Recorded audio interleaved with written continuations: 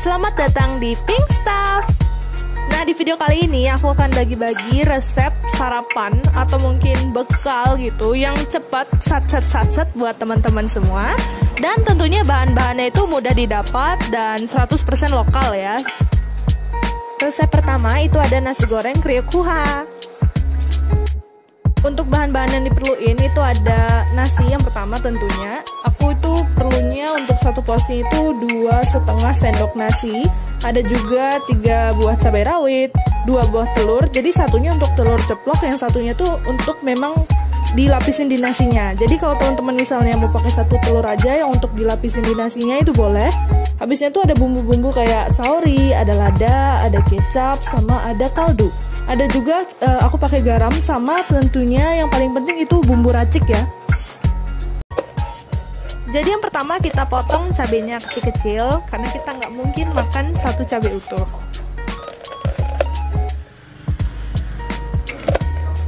By the way, ini perjuangan banget aku motong cabai pakai 2 tangan sambil kamerain. Jadi kameranya itu aku taruh di lutut guys.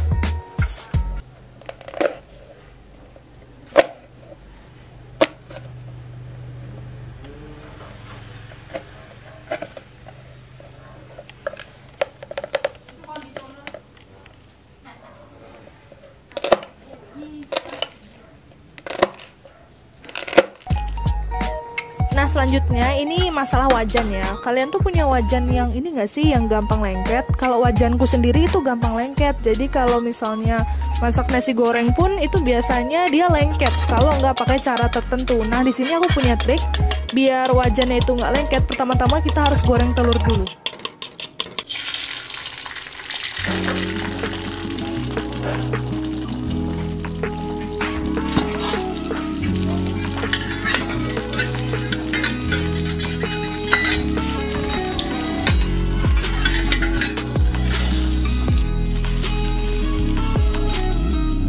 Nah setelah telurnya matang kan kita masih punya 1 telur lagi. Nah itu untuk digabungin sama nasi. Nah biar rasa pedesnya lebih berasa, di situ juga aku langsung gabungin sama cabai-cabai yang udah kita potong tadi.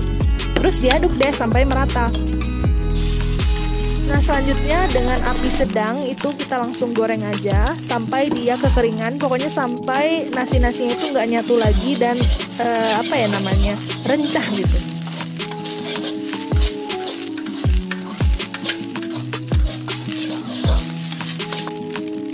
Nah kalau udah rencah, selanjutnya kita masukin bumbu kering kayak lada, garam, kaldu, sama tentunya bumbu racik. Itu sesuai sama preferensi kalian aja. Jadi untuk nasi goreng ini, untuk takarannya itu aku nggak bisa ngasih mutlak gitu. Ini sesuai sama kalian sukanya kayak gimana. Nah selanjutnya baru kita masukin bumbu basah kayak kecap sama saori. Setelah itu bisa kalian aduk-aduk terus sampai bener-bener dia kering. Nanti tekstur nasinya itu kalau udah ketemu sama minyak goreng yang udah digoreng lama, itu nanti jadi agak kriuk di bagian luarnya. Nasi goreng kriuk kuha sudah jadi.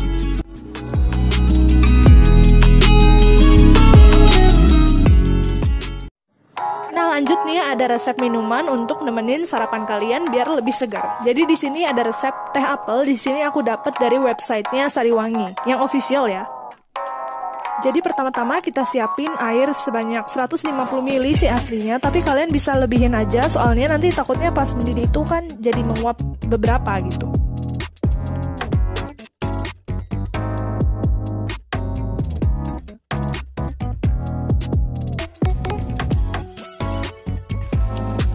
Nah, di sini teman-teman bisa tunggu dulu sampai airnya mendidih, baru kita masukin tehnya. Jadi di sini aku masak tehnya langsung tak celupin ke panci yang isi air mendidih itu, biar nanti hasilnya lebih kental. Di sini aku pakai teh Sariwangi.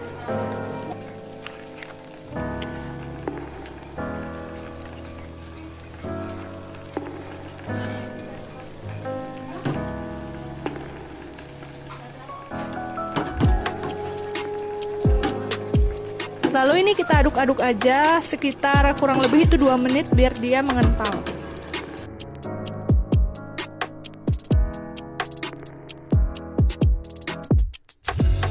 Selanjutnya kita simpan dan tunggu hingga agak dingin.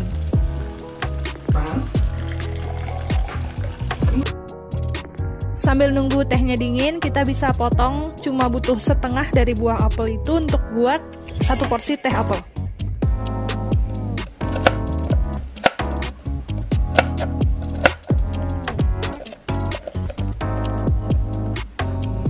Setelah apelnya udah dipotong kotak-kotak, masukin ke dalam blender semuanya setengah apel itu, kemudian masukkan juga perasan jeruk nipis. Di sini aku cuma pakai setengah.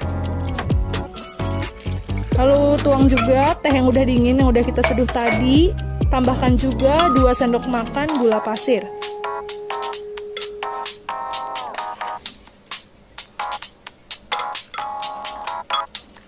Biar makin seger juga, kita bisa tambahkan 5 buah es batu. Kalau mau lebih juga bisa ya.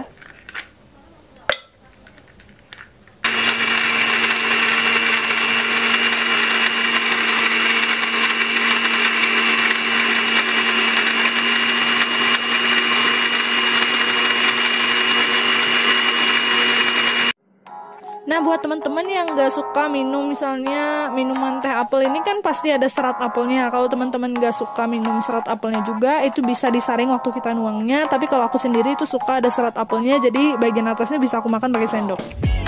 Ini rasanya seger banget dan teman-teman mesti coba. Selanjutnya kita akan buat ebi furai. Jadi aku beli udang itu 1/4 kilo dan kebetulan dapetnya yang kecil-kecil. Kalau teman-teman bisa dapat yang ukurannya agak besar itu lebih bagus karena nanti hasilnya akan lebih juicy ya. Nah, di sini aku jadi tahu trik biar udang yang melingkar itu jadi lurus. Itu aku dapet infonya dari YouTube-nya Kak Devina Hermawan. Nah, di sini kita tuh perlu potong bagian bawah. Kayak iris gitu, nggak sampai keputus, iris tengah dari bagian tubuh yang bawah sama atas. Kemudian geprek udangnya hingga jadi lurus kayak gini. Jadi untuk pelapisnya, yang pertama itu ada tepung roti, ini tepung terigu. Kemudian untuk adonan basahnya itu bahan-bahannya 4 sendok makan tepung terigu, 1 butir telur, 100 ml susu atau krim, kalau aku pakai susu plain, sama kita butuh juga kayak garam, merica, sama kaldu, sesuai selera. Nah, ini udang yang udah kita potong-potong, udah dicuci dan dibersihkan dulu ya sebelumnya. Dan ya, ini karena udangnya kecil jadi kayaknya kurang maksimal. Jadi untuk melapisinya, pertama kita ambil udangnya, kemudian kita celupkan ke adonan basahnya, lalu kita balur dengan tepung terigu, lalu kita celupin lagi ke adonan basah dan balur dengan tepung roti, baru kita goreng.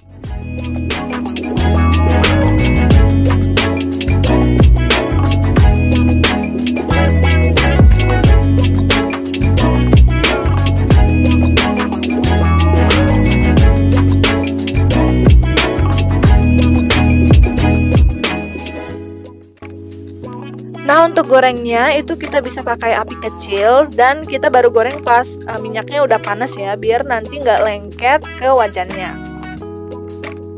Kita goreng sampai warnanya coklat keemasan.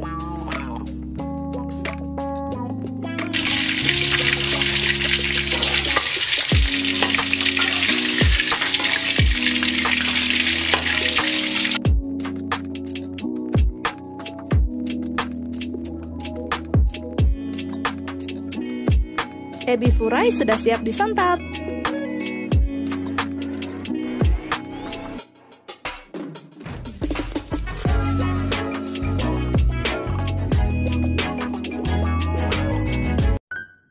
Selanjutnya ada resep minuman yang teman-teman pasti udah nggak asing dengar namanya, yaitu Korean Strawberry Milk. Bahan-bahan yang diperlukan itu cuma sedikit. Di sini aku pakai 1/4 kilo strawberry, habisnya itu gula secukupnya sama susu secukupnya. Susu yang aku pakai itu susu plain yang nggak ada rasanya, bisa juga teman-teman pakai yang full cream. Nah, jadi yang pertama-tama kita cuci strawberry sampai bersih. Selanjutnya kita potong-potong kecil strawberry biar nanti gampang hancur dia sampai bentuknya kayak gini.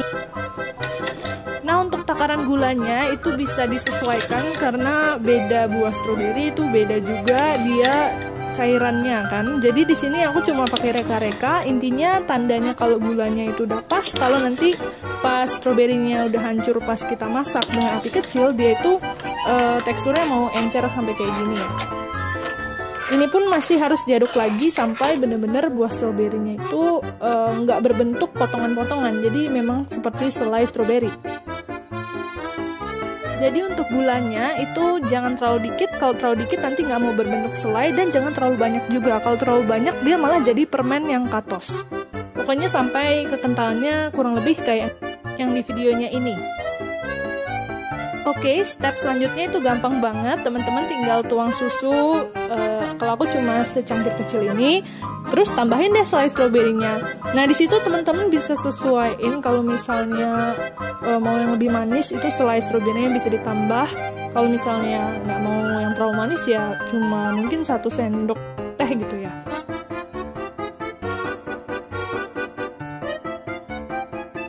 Jadi ini kalau nanti kalian minum itu ada rasa kombinasi creaminya susu, ada rasa manisnya gula, sama asamnya dari buah stroberi. Jadi ini kombinasi yang bagus banget.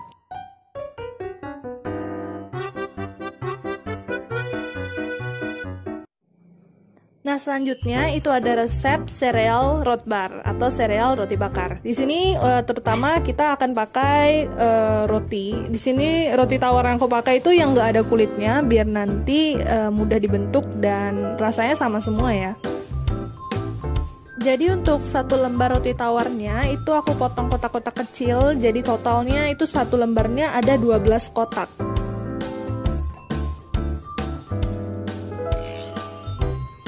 Selanjutnya ini ada selai stroberi yang udah aku kasih tahu cara buatnya di video sebelumnya tentang yang Korean milk strawberry itu.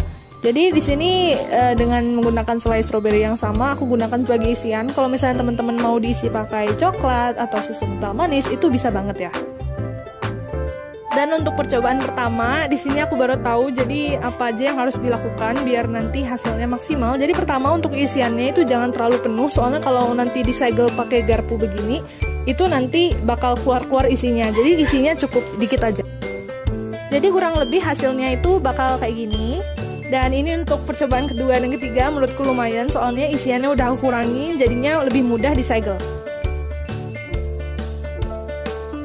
Selanjutnya tuang minyak, kemudian panaskan. Jadi pastikan teflonnya benar-benar dalam keadaan panas, baru kita goreng si serealnya.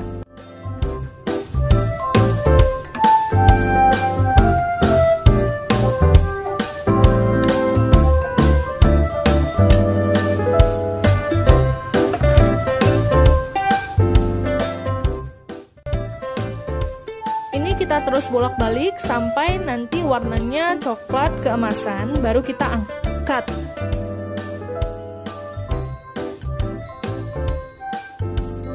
Sereal root bar sudah siap.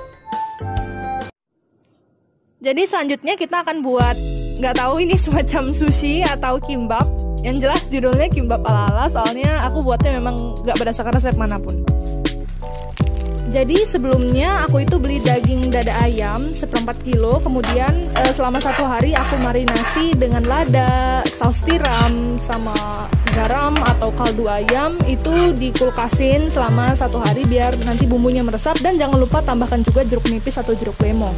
Kemudian kita bisa goreng aja. Selanjutnya untuk isian lainnya itu ada wortel, tapi wortel yang udah aku parut itu sebelumnya aku cemplungin ke dalam air dingin biar nanti hasilnya lebih crunchy. Untuk rumput lautnya sendiri aku pakai rumput laut yang merek Mama Suka. Jadi untuk paling bawah aku kasih rumput laut, habisnya itu kasih nasi, baru isi ayam sama wortel. Habisnya itu aku wrap dan aku nggak potong tengahnya soalnya udah pernah coba sebelumnya, namun dia malah kayak robek semua, jadi ya aku utuhin gitu, gulung semua. Kimbap ala-alanya udah jadi.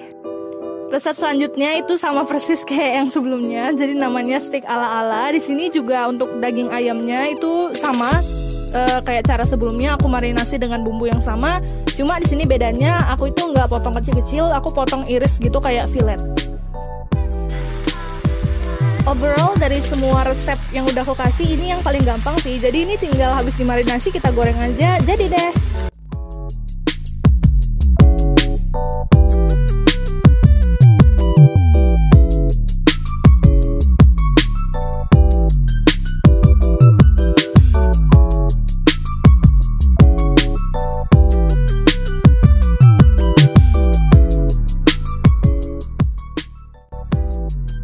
Jadi itu tadi ide resep sarapan atau bekal yang bisa teman-teman coba kalau misalnya udah mulai bersekolah atau berkuliah. Selamat mencoba!